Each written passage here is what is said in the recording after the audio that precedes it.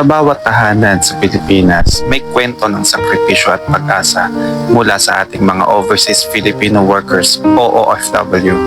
Sila ang tinaguriang bagong bayani ng bansa. Pero sa likod ng kanilang tagumpay, marami ang patuloy na naghihirap.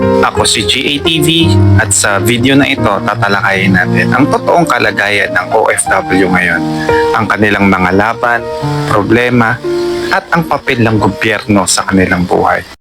Alam natin, napakalaki ng naitutulong ng OFWs sa ekonomiya ng Pilipinas. Aabot sa bilyong dolyar ang kanilang padala kada taon. Pero hindi lahat ng OFW ay nakakamit ang pangarap nila. Maraming nagtitiis ng malupit na kondisyon sa trabaho, mababang sahod, mahabang oras, at minsan pang-aabuso. Hindi rin mawawala ang takot sa pagkawala ng trabaho o deportasyon. Sa kabila ng lahat ng ito, marami ang nagsasabi na kulang ang suporta ng gobyerno sa mga OFW. Ang mga embassy at OWA, pinipilit na tumulong, pero minsan ay tila kulang ang pondo at programa. Inaabangan na ng kaanak ang pag-uwi sana sa Isabela ngayong buwan ni Constancia Dayag na OFW sa Kuwait. Pero ang dumating sa kanila ay masamang balita na pagpanaw ni Constancia dahil sa umano'y pagmamaltrato umano ng amo sa Kuwait. Hindi namin nga po matanggap kung paano siya ganun ginawa. Is there something wrong with your culture? Is there something wrong with the values?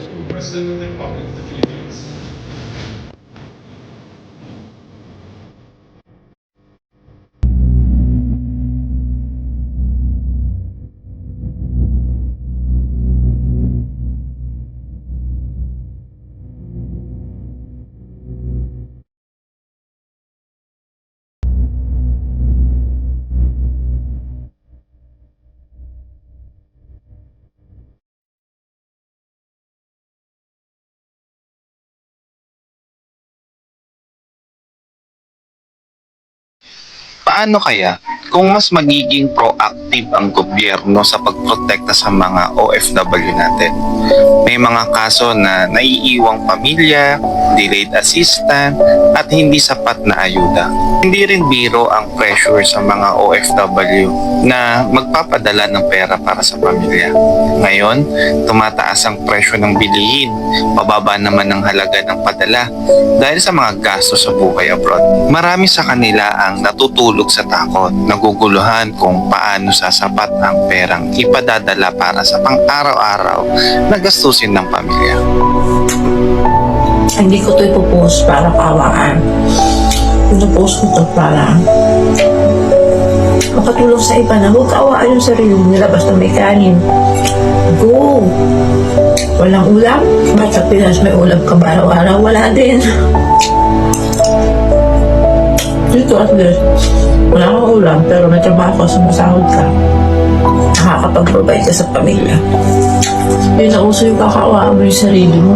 Wala kang ulam, maawa ang sarili mo. Bawi ka pag uwi sa Pinas.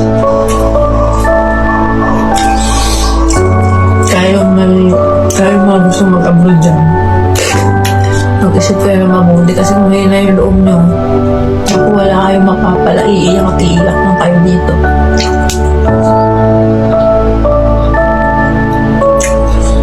Kung gusto mo mag-abroad, lalo sa mga first timer, dapat buo yung loob nyo. Kapag hindi, madidepress lang kayo dito. Isa pa, kulang ang representasyon ng OFW sa politika. Bakit nga ba mababa ang turnout ng overseas voters? May sapat ba silang boses sa ating halalan? Kung walang boses sa politika, paano maipapasa ang mga batas at programa na tunay na makatutulong sa kanila? Para sa akin, hindi lang bayani ang tawag sa OFWs.